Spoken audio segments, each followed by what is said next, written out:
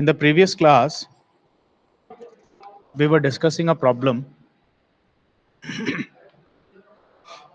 This is solved example from your recommended textbook of A.G. Ambekar, example 1.3.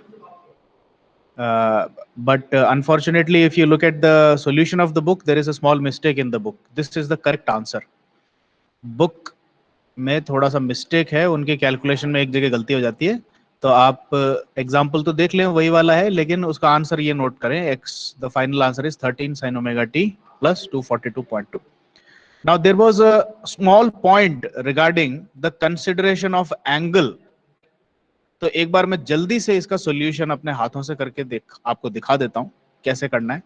The question is, a body is already subjected to two harmonic motions, x1 and x2. Now, what extra harmonic motion given to the body will bring it to static equilibrium? यानी कि x1 x2 तो already हैं, तो x1 और x2 को तो plus करके body पर डाल दिया गया है. अब एक तीसरी हार्मोनिक अननोन मोशन और आप ऐसी डालें, कौन सी डालें जिससे कि पूरा सम टोटल आपके हार्मोनिक मोशन का इक्विलिब्रियम हो जाए, यानी कि static equilibrium means the sum total of displacement should be 0. So in order to solve this, we will use the technique of vector or harmonic addition that we have learnt in the previous class. x1 ये है, x2 ये है. Now you have to add one more vector x which you do not know. ये आपको पता करना है कि कौन सा इसमें ऐड करें. So whenever you get a problem of identifying an unknown simple harmonic motion, then you should take it as a sin omega t plus phi. इसमें क्या कॉन्सेप्ट आप यूज कर रहे हैं? आप ये कह रहे हैं कि भाई x1 और x2 जब ऐड हो रहे हैं तो उनका आपने देखा ओमेगा दोनों का सेम है, तो इन दोनों का रिजल्टेंट जो होगा वो तो एक सिंपल हार्मोनिक मोशन होगा ही.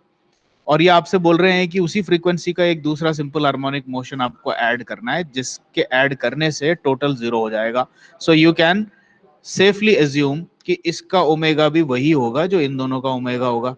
तो यहाँ पे चेंज नहीं करना आपको, बस ये चेंज हो सकता है कि इसका एम्पलीट्यूड कितना होगा ये नहीं पता, और इसका फाई कितना होगा, फेस कितना होगा. These two things you do not know. So whenever you take an unknown simple harmonic motion, you take it in this format, a sin omega t plus phi. ठीक है? तो कुल मिलाकर के अपने पास अब ये कहानी आ गई कि we have x1 plus x2 plus x, and after the addition of x in x1 and x2, the sum total should be 0, which represents static equilibrium. ठीक है? अब ये चीज आपको पता लग गई तो इमीडिएटली आप क्या करोगे, अपनी कन्वीनियंस के लिए इसको ऐसे लिख लोगे कि भाई मेरे को तो x पता करना है, तो x must be equal to minus x1 minus x2. ये x1 x2 को इस साइड ले आएंगे, x पता लग जाएगी. तो अब इस फॉर्म में लिखने के लिए मैं अब आगे जो लिख रहा हूं आप लोग सिर्फ देखें. So I will simply write a sin omega t plus phi is equal to minus x1 यानी कि minus 15 sin omega t plus 30 minus x2 यानी कि minus 8 cos omega t plus 60. ये हो गया अपने को. अब अपन को इससे किसी भी तरीके से a और phi पता करने हैं. Now what we have to do next is to expand these sine and cos terms. इन कॉस और साइन टर्म्स को एक्सपैंड कर लेंगे जो स्टैंडर्ड ट्रिग्नोमेट्रिक फॉर्मूले हैं. तो इसका एक्सपेंशन जो आएगा, this should come as LHS को मैं पहले डिक्लेयर कर रहा हूं. This will be a sin omega t cos phi plus cos omega t sin phi. Now we expand RHS in a similar fashion. Minus 15 sin omega t cos 30 plus cos omega t sin 30.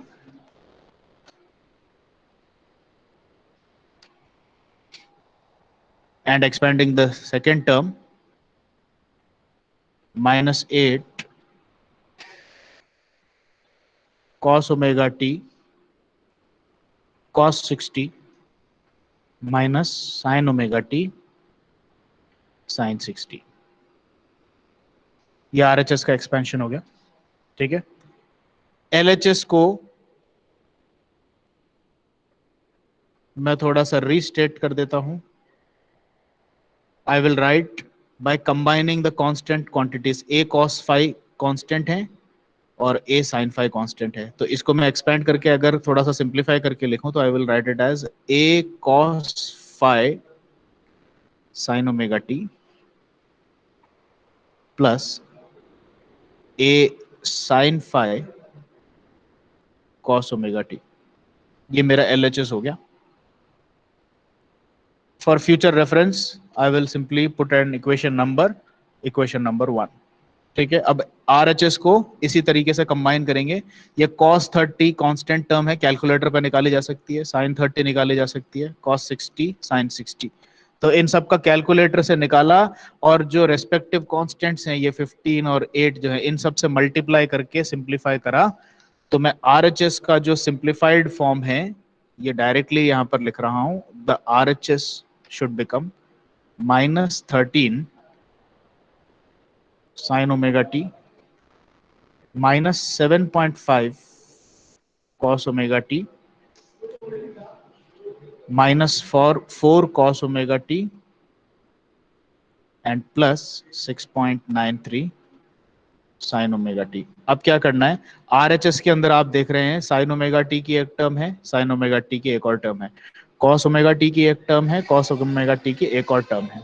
So combine these terms, sine और sine, cos और कॉस को combine कर देंगे तो once again RHS will become simplified into -6.07 sine omega T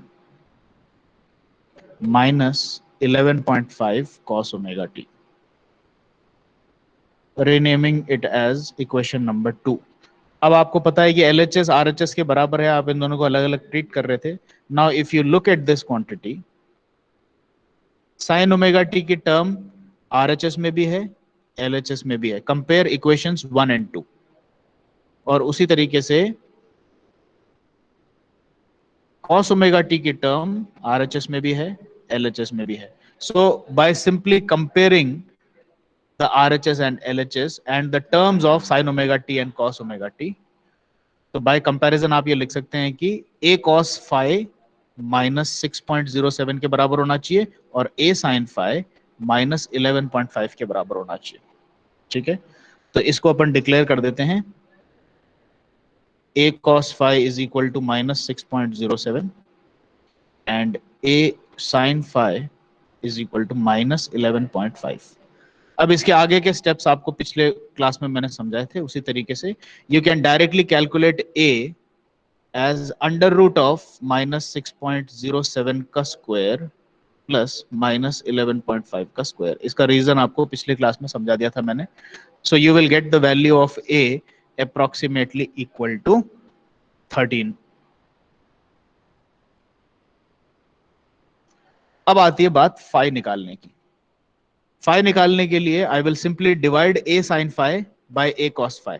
if I divide these two quantities a और a cancel हो जाएंगे, so I will get tan phi equal to -11.5 upon -6.07।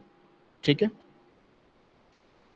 Minus और माइनस कैंसिल हो जाएंगे, so I can get my phi by taking tan inverse of 11.5 upon 6.07.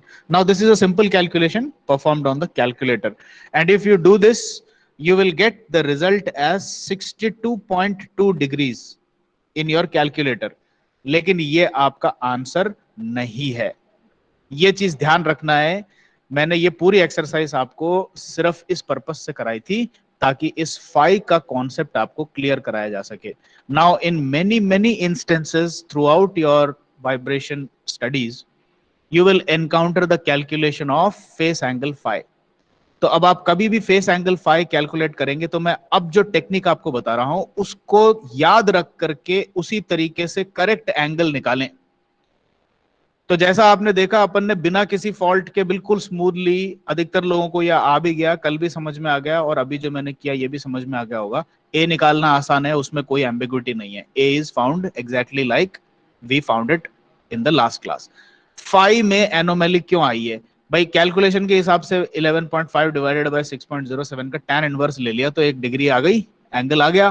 ये क्यों नहीं acceptable है? वो इसीलिए क्योंकि आपको फाइनल एंगल का एक्सेप्टेंस इन चीजों को लेकर के देखना है कि ए कॉस फाइव का साइन क्या है, माइनस है। ए साइन फाइव का साइन क्या है, ये भी माइनस है।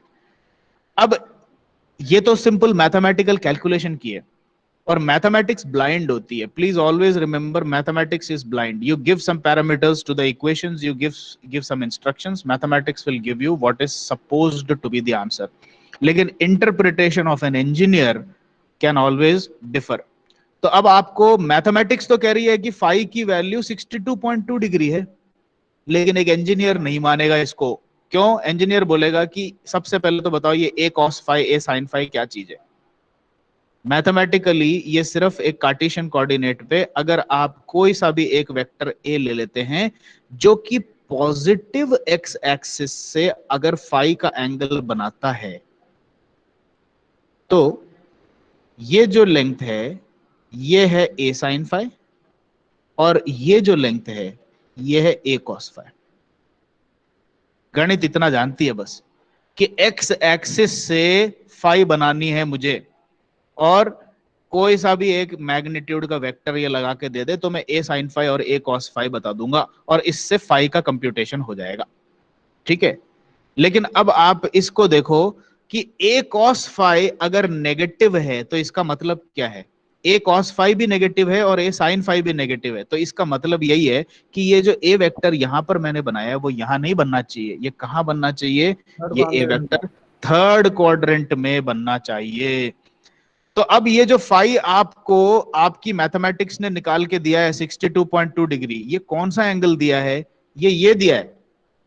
इसने अब की बार क्या किया, बोला कि फाई तो मैं एक्स से बनाऊंगा ना, तो फाई एक्यूट एंगल एक्स से बनाया, और ये जो डिस्टेंस नापी ये आपकी ए साइन फाई है, ये नेगेटिव है, देखो नीचे की तरफ है। और ये जो डिस्टेंस नापी ये ए कॉस फाई है, ये भी नेगेटिव है क्योंकि ये ओरिजिन से लेफ्ट की तरफ को है। इस कारण से आपका ए साइन फाई और ए कॉस फाई दोनों नेगेटिव आए थे। और आपका जो फाई 62.2 डिग्रीज दिया है इसने, वो ये वाला फाई दिया है। आपको कौन सा चाहिए? द फाई और the face angle that you require. आप अपने वेक्टर को सिंपल मैथमेटिकल वेक्टर नहीं बना रहे, आप अपने वेक्टर को पॉजिटिव एक्स एक्सिस से रोटेशन स्टार्ट करते हैं, और ये ऐसे रोटेट होते होते होते यहां 360 डिग्रीज कंप्लीट किया, फिर उसके बाद वापस से रोटेट होगा, फिर 360 कंप्लीट करेगा। तो आपका रोटेटिंग वेक्टर है। आप इंजीनियर हो यार, प्लीज होल्ड ऑन।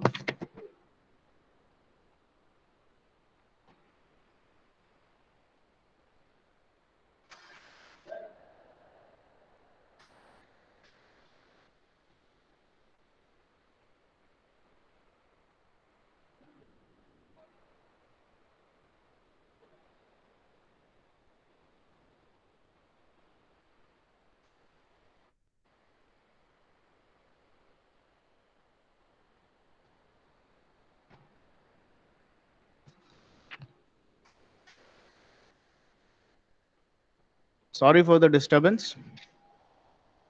क्या हाँ हुआ भाई। सर? हाँ, अब मैं बता रहा था आपको कि आप जब भी फाइल लेते हैं तो उसको इन दोनों से जजमेंट जरूर करवाएं। ए कॉस फाई का साइन क्या है और ए साइन फाई का साइन क्या है। ठीक है। अगर दोनों नेगेटिव है, ए कॉस फाई और ए साइन फाई, तो आप ये जान चुके होंगे कि आपका वेक्टर थर्ड क्वाड्रेंट में है और फाई ये बना है। अब इसका एक्चुअल फाई का जो मेजरमेंट है ये कहां से होता है? This is always measured from the positive x side. तो आपको ये मेजरमेंट चाहिए, यहां से लेकर के यहां तक का मेजरमेंट कितना होगा? सर 180 प्लस कर देंगे।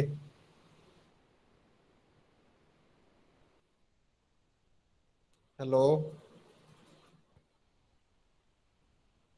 ये सर चले गए वापस।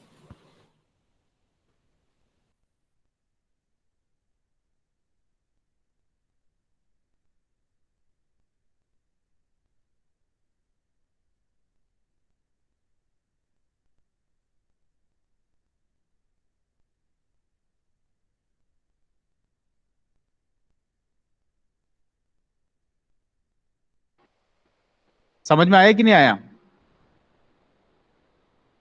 आ गया सर, सर आ आपकी गया। आवाज ही चली गई थी सर। नहीं अभी आ रही है ना? हाँ सर, हाँ सर, बीच अभी में आ रही चली है। गई थी सर आपकी आवाज। नहीं मैं उठ के चला गया था उस टाइम पे, उस टाइम पे तो अच्छा। मैं पढ़ा ही नहीं रहा था। तो आपका एक्चुअल फाई कितना हुआ?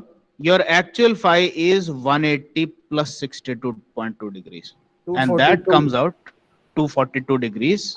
242.2 डिग्रीज है इसका करेक्ट आंसर। ठीक है, तो आपने फाई निकाला 242.2 और ए निकाला 13।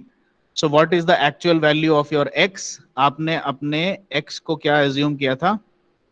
You assumed your X to be A sine omega t plus five. ठीक है, तो अब आपको a की वैल्यू 13 मिल गई है और फाइव की वैल्यू, पहले थोड़ा धोखा हो रहा था 62.2 डिग्रीज का, और अब आपको ये मिल गया है 242.2 degrees. So now you have to give your final answer. आपसे क्वेश्चन में क्या पूछा गया था? क्वेश्चन में ये पूछा गया था what extra harmonic motion should be given to the body. तो आपसे हार्मोनिक मोशन पूछा गया है कितना है, तो ये आपका फाइनल आंसर ऐसे लिखना है आपको, x is equal to 13 sine omega t plus 242.2 degrees. ये लिखोगे तब आपको पूरे मार्क्स मिलेंगे। ठीक है, अच्छा अब मेरे को एक छोटा सा क्विज है to just check your understanding.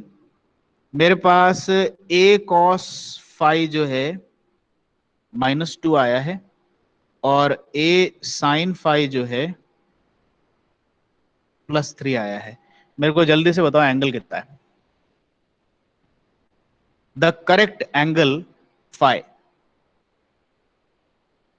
Everybody please make a small calculation and tell me the correct answer to this. इसको करना कैसे है? देखो सबसे पहले तो आपको ये जानना है कि आप tan phi is equal to a sin phi upon a cos phi करोगे, जिसमें a कैंसिल हो जाता है। अब यहां पर आपके साथ फिर धोखा हो सकता है, आप बोलोगे ये आ रहा है मेरा 3 अपॉन -2, तो ये तो माइनस आ गया ना, -3/2, इसको माइनस मत लेना। जब भी आप tan फाई का कैलकुलेशन करोगे तो टेम्पररीली a cos फाई और a sin फाई के साइन को भूल जाओ। तो tan फाई को तो ऐसे कैलकुलेट करो आप, tan phi is equal to 3/2, सिर्फ इसको 3/2 करो, या फिर इसको इस तरीके से याद रखो कि आप a sin फाई और a cos फाई का मॉडुलस लेकर के डालेंगे। तो अब इससे पहले फाई निकालो, इससे फाई आएगा tan इनवर्स ऑफ 3/2। तो 1.5 का जरा tan इनवर्स कोई कैलकुलेटर में करके बताओ कितना आ रहा है, कितने डिग्रीज आ रहा है? 56.31। कितना आ रहा है? 56.30। 56.3 डिग्रीज। ठीक है, क्या ये एक्चुअली 56.3 डिग्री है? अगर आपका a cos फाई और a sin फाई दोनों पॉजिटिव होते तब तो आपका ये यही आंसर फाइनल हो जाता। ठीक है, लेकिन आप ये देख रहे हैं कि आपका a cos फाई तो नेगेटिव है और a sin फाई पॉजिटिव है, तो इसका मतलब cos तो x टर्म होती है और sin y टर्म होती है। तो ये बोल रहा है कि आपका ऐसा कौन सा क्वाड्रेंट है जिसमें cos तो नेगेटिव आए और sin पॉजिटिव आए? कौन सा क्वाड्रेंट है बताओ? This is the second quadrant. तो इसका मतलब है आपका जो A है वो यहां पर स्थित है, और ये जो फाई आपको 56.3 मिला है वो ये मिला है, दिस इज योर फाई। लेकिन आपको चाहिए कौन सा? आपको चाहिए जो कि राइट हैंड साइड से मेजर होता हो, यहां से जो मेजर होके यहां तक का एंगल आए, ये है आपका ट्रू फाई। तो अब आपका 56.3 डिग्री तो ये निकला है। अब बताओ कि फाई कितना है, इसका एक्चुअल फाई कितना है? 180 में से माइनस कर देंगे। 180 इसको माइनस 56.3। 180 में से माइनस करना पड़ेगा, अब की बार प्लस नहीं होगा, माइनस होगा। ठीक है, so the actual phi in this case will be 180 minus 56.3 degrees. ये जो आपको मैंने यहाँ पे बहुत इंपॉर्टेंट ये जो कॉन्सेप्ट बताया है फाई कैलकुलेशन का, ये आप लोग अब माइंड में रखोगे क्या? Can you identify the correct quadrant and depending on the quadrant can you give the actual angular value? उसी तरीके से कभी आपका a cos फाई जो है वो पॉजिटिव हो सकता है और a sin phi जो है ये नेगेटिव हो सकता है। तो इस केस में आपका फोर्थ क्वाड्रेंट में पड़ा होगा और जो फाई निकलेगा वो ये निकलेगा। और अब की बार जो एक्चुअल फाई है वो क्या होगा, वो कैसे निकलेगा, that is this entire value, sorry this entire value ये। तो अब की बार इसमें एक्चुअल फाई का कैलकुलेशन कैसे होगा, दिस इज एक्चुअली 360 माइनस 5, यह है इसका एक्चुअल फाई। क्लियर हुआ कि नहीं हुआ, बता दो जरा, did you understand this, can we move forward? Yes sir. Okay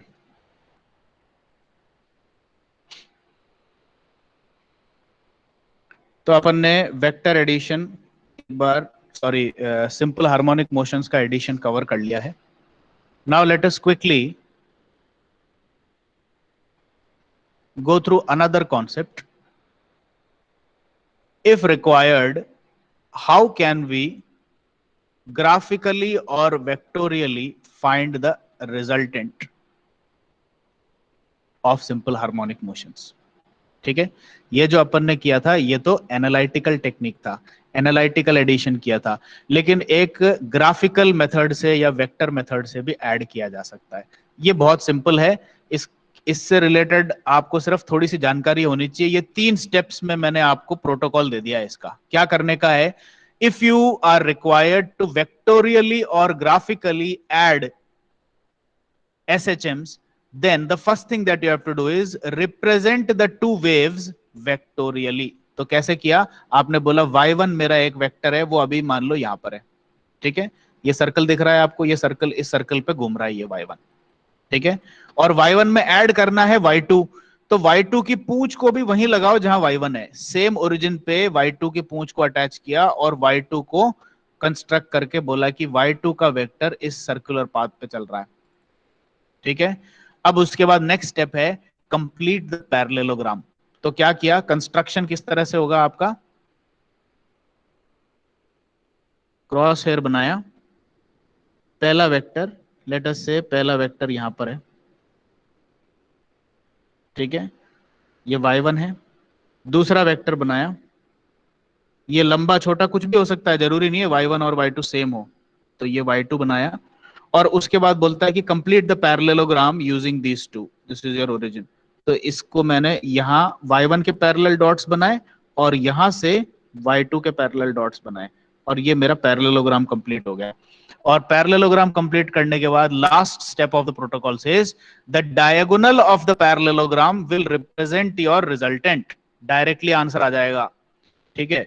तो अब आपको क्या करने का है, आपको इसका डायगोनल कंस्ट्रक्ट करना है ऐसे, तो ये जो होगा ये आपका रिजल्टेंट होगा y, and this is the vector addition method और graphical addition method. y is automatically y1 plus y2 by parallelogram law of addition. तो आप स्केल पेंसिल लेकर के SHM को अगर वेक्टर तौर पे नाप करके करें तो ये इस तरीके से भी हो सकता है। ये इसका इनिशियल फेस एंगल था, लेट अस से अल्फा, यानी कि आप ओरिजिनली ऐसे बोल रहे थे y1 is equal to a1 sine omega t, तो इसका तो फेस था ही नहीं, तो इसीलिए ये बिल्कुल x के साथ पॉजिटिव में यहां पड़ा होगा। फिर आपने कहा था y2 is equal to some a2 sine omega t plus alpha, तो इसका मतलब ये y1 से अल्फा आगे था, तो आपने y1 से alpha angle counter clockwise measure किया और वहां से y2 बना दिया। और अब इन दोनों को ऐड करना है, you need the sum of y1 and y2, so all you have to do is construct or complete the parallelogram and then draw the diagonal. This diagonal will automatically give you the vector sum. तो इसको यहां से graph, आपने इसको pen और pencil से scale लेके बनाया ही है, तो इसको स्केल से नाप लो, तो एम्पलीट्यूड मिल जाएगा y का, y अननोन थी तो आप इसको मान रहे थे y must have been something equal to y is equal to a sin omega t plus unknown phi, और ये अननोन फाई जो है वो ये वाला एंगल हो गया आपका, this is your unknown phi. So this is the vector method of addition, ये आपको पता होना चाहिए बस इतना सा, ठीक है। This can be asked of you otherwise इसको करने के लिए ये एग्जाम में ऐसा पूछा जाए इसकी गुंजाइश कम ही है। But anyway, now you know. Vector addition समझ में आ गया क्या सब लोगों को? क्लियर है कि नहीं है? बता दो, जो सुन रहे हैं वो तो बोलो कुछ। Yes sir. Yes sir. Yes sir. ठीक है, Yes, sir. अब अपन आगे चलते हैं। Now the next topic is complex number representation of simple harmonic motion. ठीक है, कॉम्प्लेक्स नंबर रिप्रेजेंटेशन सिर्फ एक, ये कह लो एक एडिशनल आपके लिए सुविधा के तौर पर है। कॉम्प्लेक्स नंबर्स आप लोगों को यूज करने की आदत नहीं है, आपको ही नहीं, मुझे भी नहीं है। कॉम्प्लेक्स नंबर्स अपने मैकेनिकल इंजीनियरिंग में कम काम में आती है, लेकिन unfortunately for you guys, in vibration engineering there are some places where you will actually encounter complex numbers। तो इसीलिए थोड़ा सा कॉम्प्लेक्स मैथमेटिक्स इसमें आ जाती है। लेकिन कॉम्प्लेक्स मैथमेटिक्स है क्या चीज? ये बहुत ही सिंपल है। बेसिकली इसमें एक इमेजिनरी नंबर का यूज होता है, ये आप लोगों को सबको पता होगा। The imaginary number iota is equal to under root of -1। ये सबको पता है कि नहीं पता है? Yes sir. Now what you guys might not be knowing is that some textbooks use J to represent iota। तो कुछ जगहों पे इवन आपके आरटीयू के एग्जाम में भी कई बार आई बनाने की बजाय ये आयोटा को J से रिप्रेजेंट कर देंगे। For example they will say consider the following complex number 4 + 3J। आप बोलोगे यार ये कौन सा कॉम्प्लेक्स नंबर है? 4 + 3 आई तो देखा है, क्योंकि ये 4 + 3 आयोटा है, ये कॉम्प्लेक्स नंबर है। ये 4 + 3J क्या चीज है? तो आप लोग सरप्राइज ना हो आपसे, तो ये मान के चलो कि at some instances in some standard textbooks instead of I people take J also. ठीक है,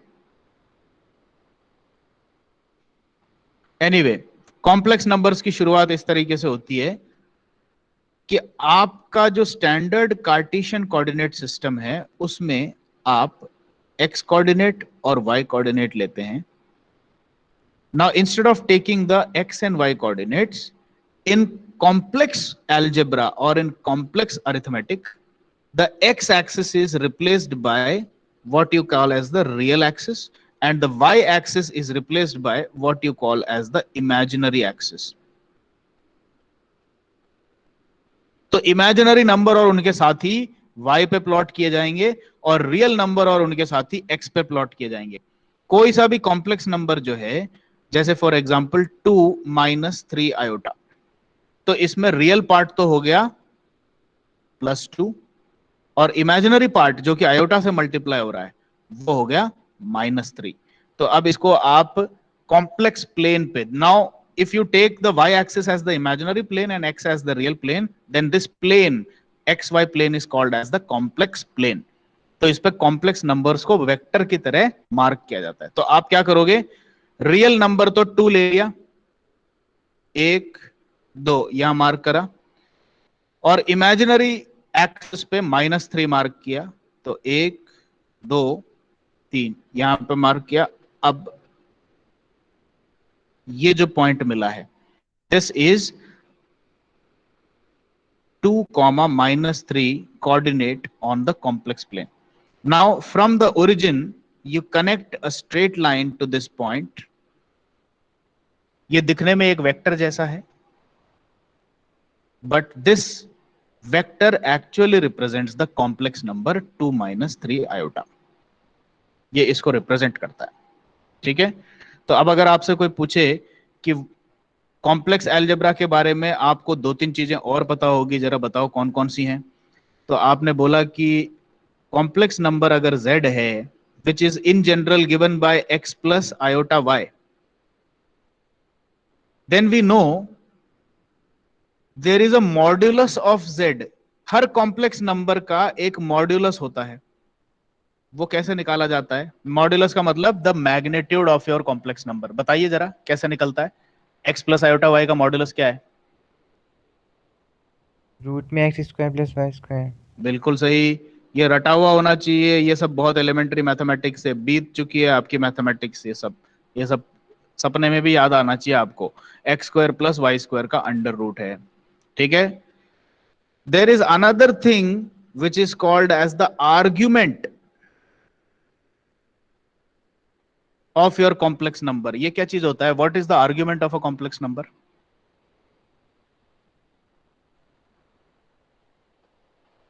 बताओ। Sir z upon modulus of z। Modulus of z तो x square plus Y square का अंडर रूट हो गया। z upon modulus of z इसका ratio होता है शायद। No no no no, that is not argument.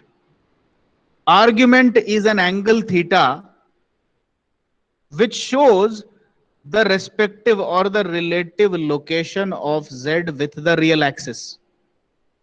तो अगर आपकी कॉम्प्लेक्स नंबर z आपने कॉम्प्लेक्स प्लेन पे ड्रॉ कर दिया या मार्क कर दिया, तो आपकी जो कॉम्प्लेक्स वेक्टर है z, वो रियल एक्सिस से कितना एंगल बनाती है, acute angle, that angle is called as the argument, ठीक है।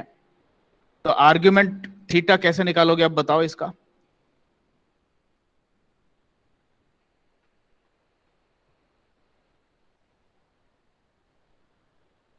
थीटा कैसे निकलेगा बताओ? अगर z x plus iota y है, how do I calculate theta?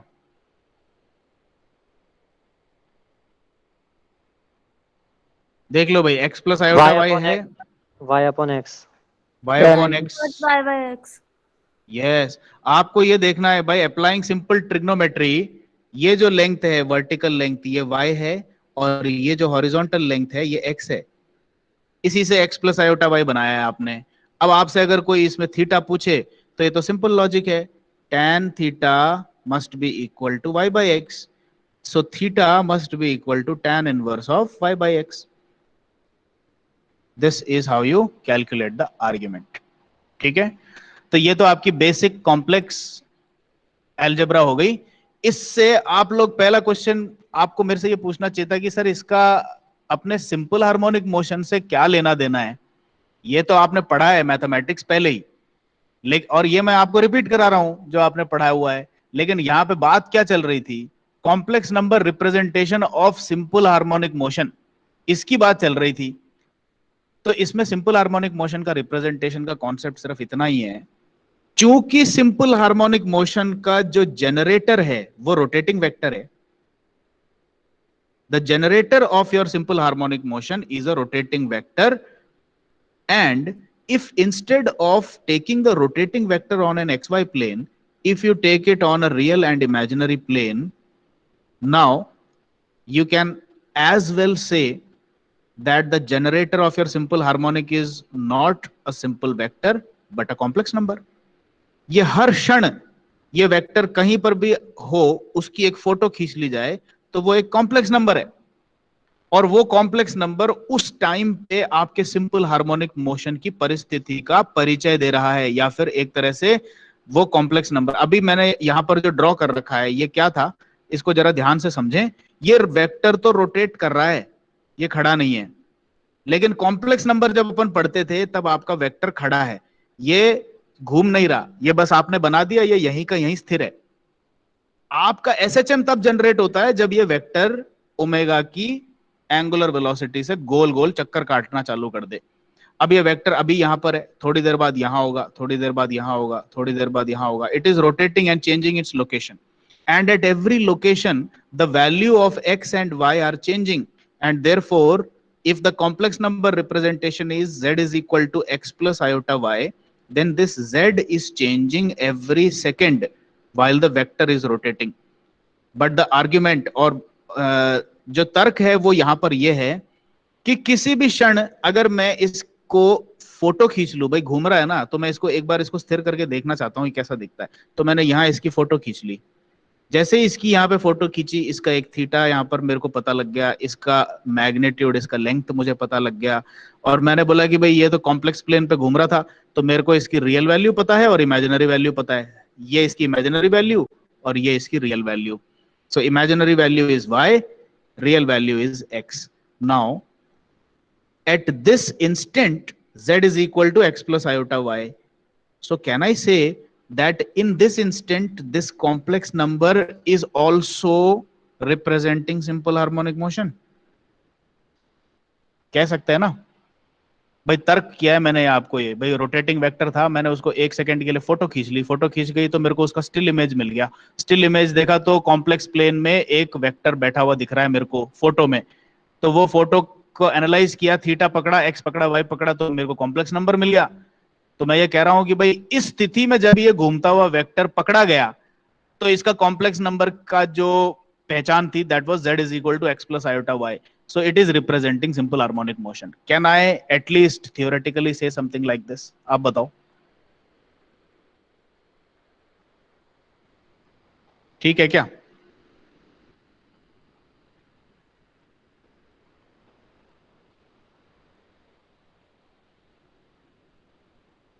क्या हुआ?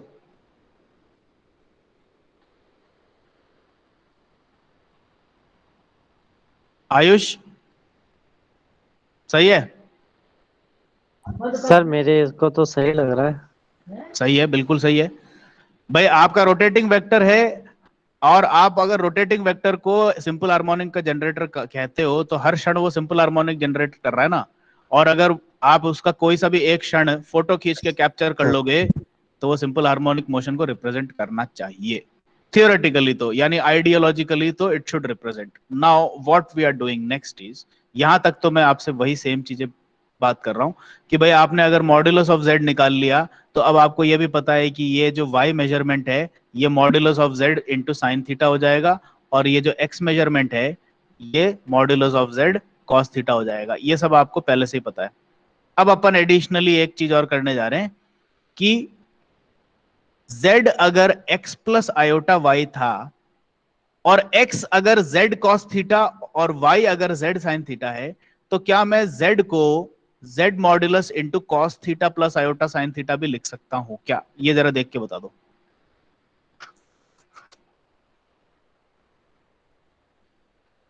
इज दिस राइट और रॉन्ग? Yes sir. लिख सकते हैं। अब अपन यहां से एक दूसरा मैथमेटिक्स का एस्पेक्ट लेके आते हैं, ऑयलर्स फॉर्मूला। वंस अगेन ये आपने कॉम्पिटिटिव एग्जाम्स में बहुत यूज किया है, मैथमेटिक्स 11th और 12th क्लास में बहुत यूज किया है। ऑयलर्स फॉर्मूला कहता है कि cos theta plus iota sine theta is always given by the exponent, यानी कि e raise to power iota theta. ये सबको पता है कि नहीं पता है? Yes sir. ऑयलर्स फॉर्मूला सबने देखा है।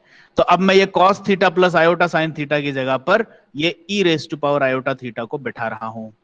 तो अब मेरा जो कॉम्प्लेक्स नंबर है वो अगर मैं x प्लस आयोटा y ना लिखना चाहूं तो मैं इस कॉम्प्लेक्स नंबर को modulus of z into E raise to power iota theta भी लिख सकता हूं। ठीक है, जनरली आपने अपने मैथमेटिक्स की क्लासेस में ये देखा होगा, ये जो exponential form of complex number कहते हैं। If z is x plus iota y then z can also be represented as r into e raised to power iota theta. ये दोनों सेम कॉम्प्लेक्स नंबर है, where r is nothing but the modulus of your z,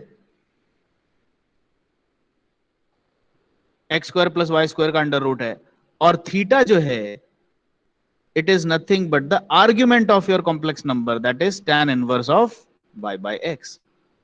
बस इतनी सी बात है।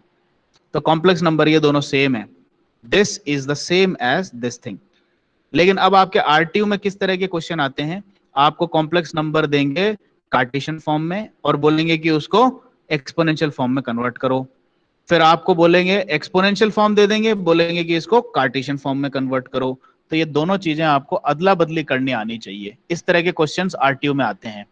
ठीक है, अच्छा एक बार अपन अब इसका मैथमेटिकल प्रूफ मैं आप पे छोड़ता हूं। यहां पर मैंने पूरा नोट्स में यहां पर एक छोटा सा प्रूफ दिया है कि how can I claim that this complex number at any given instant of time will definitely be representing a simple harmonic motion। भाई मैंने कॉम्प्लेक्स अलजेब्रा से निकाली है ये चीजें, ये ऑयलर फॉर्मूला, इसका वाइब्रेशन से ऑसिलेशन से कोई लेना देना नहीं है। कॉम्प्लेक्स नंबर का एज सच रोटेशन से वाइब्रेशन से कोई लेना देना नहीं है। कॉम्प्लेक्स नंबर तो सिर्फ इतना बोलती है रियल एक्सिस बनाओ, इमेजिनरी एक्सिस बनाओ, वेक्टर बनाओ, और ये वेक्टर जो है कॉम्प्लेक्स नंबर है, this is equal to X plus iota Y, बस इतनी सी बात और बात खत्म। ठीक है, रोटेटिंग वेक्टर की बात से सिंपल हार्मोनिक मोशन आती है। फिर आपने ये स्टार्टिंग में ही क्लेम कर लिया कि complex number representation of SHM, यानी कि एसएचएम को हम कॉम्प्लेक्स नंबर से रिप्रेजेंट कर सकते हैं। कैसे कर सकते हैं, उसका फाइनल डिस्क्रिप्शन यहां पर है। सिंपल हार्मोनिक मोशन की डिफरेंशियल इक्वेशन ये है, ये आप लोगों को मैंने पहली क्लास में कराया था। This is the standard differential equation of any simple harmonic motion. तो अपन कॉम्प्लेक्स नंबर को जेड जेड करके बार बार लिख रहे हैं, तो मैंने अभी डिफरेंशियल इक्वेशन भी जेड में ही बना दी कि अगर कोई मोशन जो कि जेड से दिया जाता है वो अगर इस डिफरेंशियल इक्वेशन को सेटिस्फाई कर दे, तब तो फिर मेरे को कोई शक नहीं है कि वो सिंपल हार्मोनिक मोशन है। ठीक है, तो अब आपको एक काम करना है, यहां पर जहां पर भी जेड दिख रहा है उसमें a into E raise to power iota omega t रख देना है। भाई यहां पर आपके कॉम्प्लेक्स नंबर में क्या था, थीटा था, ये देखो थीटा था, but as I have already told you theta can at any time be replaced by omega t. Omega radian पर सेकंड में है और टाइम सेकंड में है, तो रेडियन पर सेकंड और टाइम को मल्टीप्लाई करूंगा तो रेडियंस में मेरे को थीटा मिल जाएगा। So I can write omega t in place of theta. ठीक है, तो z is equal to a e raise to power iota omega t, आप यहां पर रखो और यहां पर रखो। अगर यहां पर रखोगे तो इसको दो बार डिफरेंशिएट करोगे तो z का दो बार टाइम डेरिवेटिव लो, dz बाय dt ये आएगा, d2z बाय dt स्क्वायर ये आएगा। अब आप d2z बाय dt स्क्वायर की ये वैल्यू यहां पर रखिए और ओमेगा स्क्वायर से मल्टीप्लाई करके z की जो वैल्यू है इसको लेकर के यहां पर रखिए। देखो ये दोनों आपस में कैंसिल हो जाएंगे और आपको जीरो मिल जाएगा। तो कुल मिलाकर के बात ये हो गई कि अगर मैं z की डिफरेंशियल इक्वेशन जो कि सिंपल हार्मोनिक की अगर मैं कंस्ट्रक्ट करता हूं और उसमें a into E raise to power iota omega t रखता हूं तो वो सेटिस्फाई कर रही है इसको। तो इसका मतलब है कि any representation of this form must be simple harmonic in nature. यानी कि कुल मिलाकर के मैथमेटिक्स ने आपको इस बात का प्रूफ दे दिया कि आप कहीं से भी a into E raise to power iota theta के फॉर्मेट का कोई भी संख्या लेके आ जाओगे तो ये SHM को रिप्रेजेंट करती है। ये आपको पहले नहीं पता था, अब पता हो गई। So every complex number inherently unknowingly represents simple harmonic motion। समझ में आ गया आपको? तो इसीलिए अपन कॉम्प्लेक्स नंबर से भी सिंपल हार्मोनिक मोशन को रिप्रेजेंट कर सकते हैं। अब मैं आपके लिए छोटा सा एक्सरसाइज छोड़ रहा हूं, यहां पर मैंने सॉल्व्ड एग्जांपल्स के तौर पे भी बना के रख दिया है इसको। Express the following complex numbers in exponential form. ये इस तरह के क्वेश्चन आरटीयू में आते हैं, ये देखो। तो मैंने यहाँ पे सॉल्व करके रखा है और ये मैं आपको सॉल्व करा के प्रैक्टिस नहीं करा रहा। मैं चाहता हूं कि आप मेरे नोट्स को पढ़ें और इसकी प्रैक्टिस खुद ही करें, so that when I give you some problems like these in your examination you should be able to solve it। अच्छा, अब इसमें बस एक ही चीज आपको ध्यान रखनी है, कभी भी exponential form of complex number लोगे तो थीटा हमेशा रेडियन में होना चाहिए, ये कंपलसरी है, कंपलसरी है। यहां पर कंपलसरी नहीं था जब आप x is equal to a cos theta लेते हैं, या फिर इवन जब अपन ऐसा काम करते हैं, ये देखिए अपन ने बोला y is equal to a sine omega t plus phi. इसमें इस फाइ को भी आप डिग्रीज में ले लो, कोई दिक्कत नहीं है।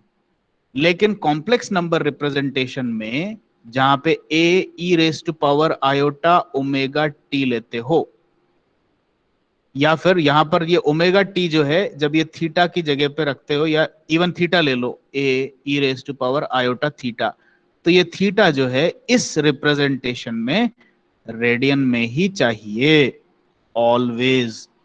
अगर आपने इसको रेडियन में कन्वर्ट नहीं किया तो आपके नंबर कटेंगे। तो यहां पर देखो मैंने अपने कैलकुलेशन भी इसी तरीके से कर रखे हैं। पहले तो मैंने थीटा को डिग्रीज में निकाला 66.8 डिग्रीज, लेकिन यहां पर मैंने ऊपर 66.8 नहीं रखा, मैंने पहले 66.8 को रेडियंस में कन्वर्ट किया। रेडियंस में कैसे कन्वर्ट करते हैं अपन? How do you convert 66.8 into radians? So pi by 180 से into होता है। बस पाई बाय 180 से मल्टीप्लाई कर दो किसी भी डिग्री वाली क्वांटिटी को, तो वो रेडियन में कन्वर्ट हो जाएगा। ठीक है, तो इसको मैंने रेडियंस में कन्वर्ट किया है और उसके बाद यहां पर रखा है मैंने। ठीक है, यहां पर ये आयोटा और आएगा, please make a small change. यहां पर आयोटा लिखना भूल गया मैं, you have to put an iota also. और उसी तरीके से आपको उल्टा भी करना आना चाहिए। Represent the exponential form into complex form, इसको कॉम्प्लेक्स फॉर्म या कार्टेशियन फॉर्म में कन्वर्ट करना आना चाहिए। अब इसमें आपको यह ध्यान रखना है कि एक्सपोनेंशियल फॉर्म में यहां पर जो ऊपर लिख करके जो बंदा आपको बना के देगा वो ऑलरेडी रेडियन में बना हुआ होगा। तो आप जब कॉस ऑफ एंगल लेंगे यहां पर इसको कन्वर्ट करने के लिए, तो आपको कैलकुलेटर को रेडियन पे सेट करना पड़ेगा, या ऑल्टरनेटिवली पहले इसको डिग्री में कन्वर्ट कर लो। इस एंगल को डिग्री में कन्वर्ट करने के बाद फिर आप अपने कैलकुलेटर में डिग्री में इस एंगल को यहां पे रख सकते हैं। तो ये कुछ चीजें आपको मन में ध्यान रखनी है। इसको लेकर के आप ये सॉल्व एग्जांपल्स जो मैंने इसमें दिए हैं इसको एक बार सेल्फ सॉल्व करके ट्राई करें। Don't take it lightly, exam में आपके करेक्ट सॉल्यूशन आपको पता होना चाहिए। ये देखो correct location of quadrant of theta का कॉन्सेप्ट इसमें भी आता है। एक्स और वाई का साइन देख करके जज करना पड़ेगा थीटा, करेक्ट थीटा कैसे पकड़ना है। So I leave this task to you. छोटा सा मैथमेटिकल टास्क है ये, आप लोग खूब प्रैक्टिस जरूर करें इस चीज की। ठीक है, so with this we will stop the lecture today and I will take your attendance. Please don't go away right now.